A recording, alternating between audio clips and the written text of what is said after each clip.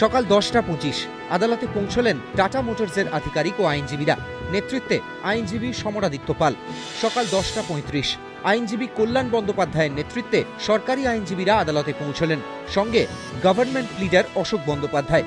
সকাল 10:55 আদালত কক্ষে ঢুকলেন বিচারপতি পিনাকি চন্দ্র ঘোষ ও মৃণাল কান্তি চৌধুরী।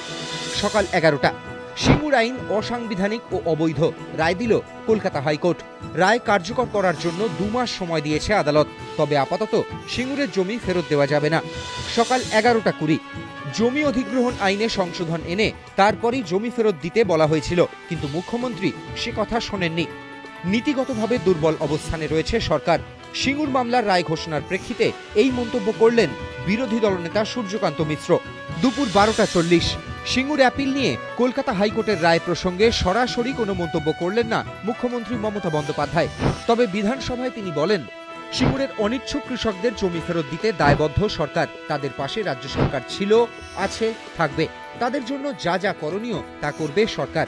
শেষ পর্যন্ত জয় হবে কৃষকদেরই।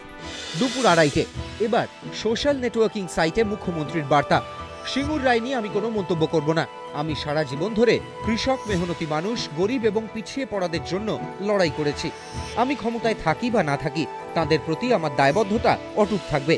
তাদের স্বার্থে আমি লড়াই চালিয়ে যাব। গণতন্ত্রের প্রতি মানুষের আস্থাই শেষ পর্যন্ত জয়ী হবে।